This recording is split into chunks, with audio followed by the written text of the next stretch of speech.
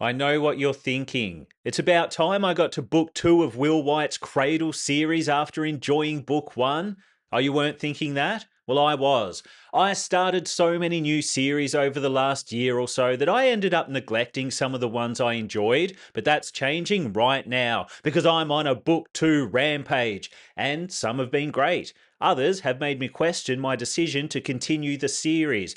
The real question is, where does Soulsmith fall on the spectrum? No one writing advice. Not the fluff. Before I drop some ratings, what's the story? After leaving his home in Sacred Valley, an isolated region of the world, our protagonist Lyndon, with the help of his trauma-ridden companion Yeren, is forced to survive in the real world.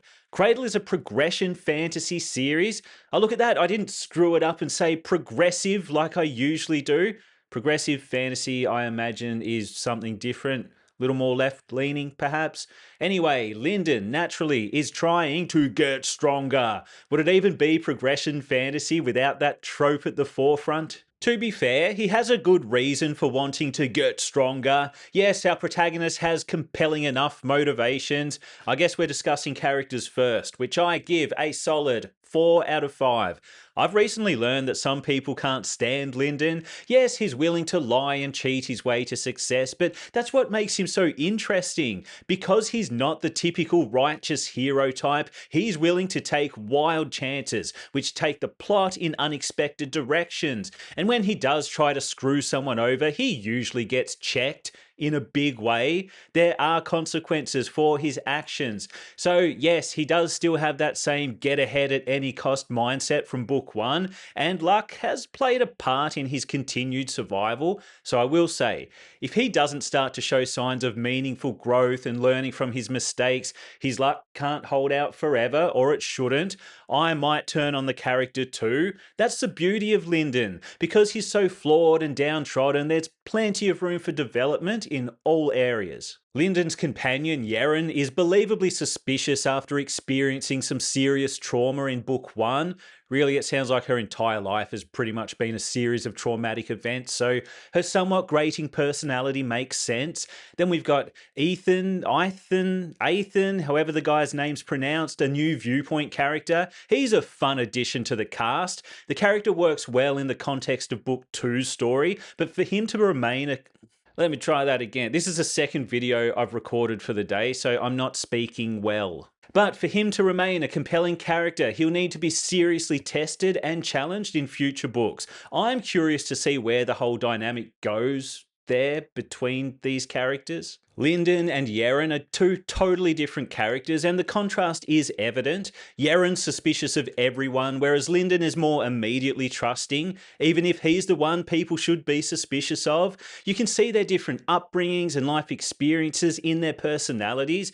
Yeren's motivations are a little unclear for most of the story. She doesn't trust Lyndon and doesn't want to teach him, but she still wants to protect him. That's sort of her only goal, it seems. I get that she's a little directionless after everything that happened in book 1, but even at the end I was asking, what are you trying to achieve? Aside from the predictable, get stronger. We do see Yeren start to become more trusting by the end of the story, at least on the surface. I wouldn't say Lyndon gets any meaningful development in book 2. Sure, he develops physically, but I don't think the extent of his psychological growth, if there is any, will become clear until book 3. Is he still willing to screw people over, even people who help him, just to get ahead? We'll see. My biggest issue with the characters in Soulsmith is how many seemingly smart people make dumb decisions. For example, we see our antagonist Jai Long demonstrate his intelligence in one situation, several actually, only to make a baffling blunder later. It's like you didn't realize something was up. That whole chunk of the story relies on a bunch of usually competent people acting unnaturally incompetent, which has also influenced my storytelling score to some extent. Even with that, I still give the storytelling a solid 4 out of 5. It's great. Look, I can't say Soulsmith has a strong forward-moving plot, but the twists and turns the plot does take, usually due to Lyndon's arrogance, does keep it feeling fresh. In the opening, we get some insight into Yeren's early training, which nicely foreshadows what Lyndon may also need to experience if he wants to get stronger. The plot starts with a fairly intense sequence, and it seems like the story is constantly trying to recapture that sense of tension. Sometimes it does, other times it feels a little forced. Like I said, a big chunk of the plot relies on characters acting impulsive or incompetent. Lyndon does find himself in several seemingly impossible situations due to his arrogance, and he often needs saving. He's very much at the mercy of everyone around him. It might not be the most satisfying way to resolve those plot points, but in defense, I assume the author is showing how defenseless Lyndon is against other sacred artists to build him up later. I mean, the build up has already begun, so I give those decisions a pass. A word of warning, for a lot of the story, it feels like the plot's going nowhere, but the final act does deliver some nice payoffs, and in the wider context, it's a well-structured, satisfying narrative. Now, no spoilers, but adding a genuine micro threat to fuel Lyndon's immediate motivation to get stronger adds a sense of urgency that will become more relevant in the next book. In my opinion, Soulsmith's biggest strength isn't the storytelling or the characters, no, it's the world building, which I give a mind-blowing 4.5 out of 5. That rating applies to the series in general so far. I'm sure I already talked about the magic system in my book 1 review, so I won't bang on about it for too long, but the progression system is compelling and fresh. It initially comes across as more of a hard magic system, but there are some less grounded elements like sword madra and associated skills being a thing.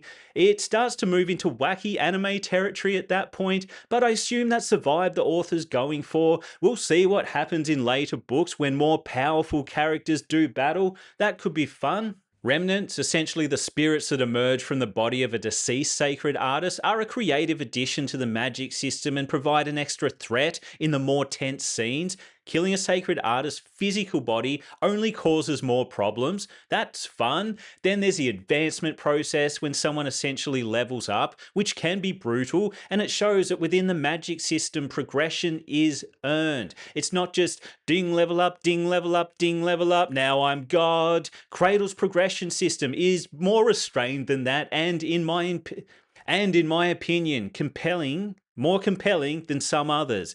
In the grand scheme, Lyndon's still a sad little weakling 2 books in, and you know any further progress won't come without serious pain. In Soulsmith, we get a glimpse into some additional sacred artist pasts and the wider world.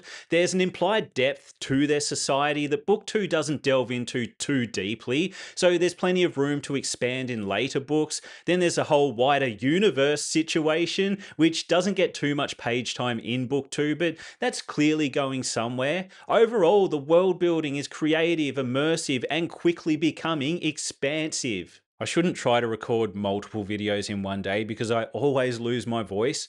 Let's see if I can push through. All right, let's discuss the writing, which I give a 3.5 out of 5. It's good. The prose is simple, clear and concise for the most part. It basically does the job of telling the story, and it does it well. In some scenes, the writing is a little stiff or awkward, but those moments quickly pass. Descriptions could be more detailed in places. For example, at one point it mentions the strangest scent of decaying remnants, but I don't know what a decaying remnant smells like. I'm going to need a little more information to picture that one. So, like I said, the prose tells the story, but could use a little more detail to take the writing to the next level.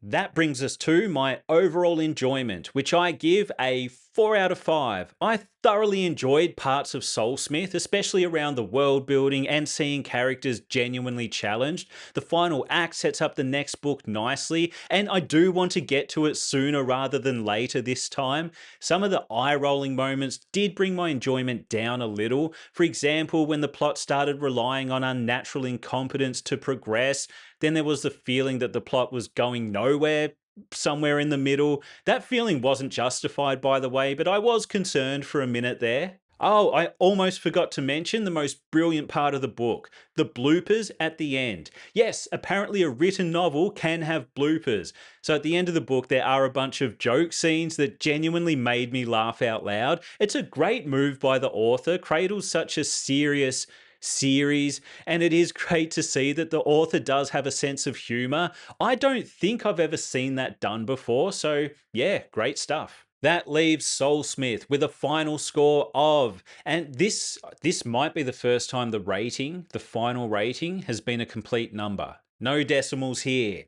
It is a solid 4 out of 5. That is to say, Soulsmith, it's great. Yes, I will be continuing the series. I just want to see what happens when Lyndon eventually returns to Sacred Valley, all juiced up. That better be coming.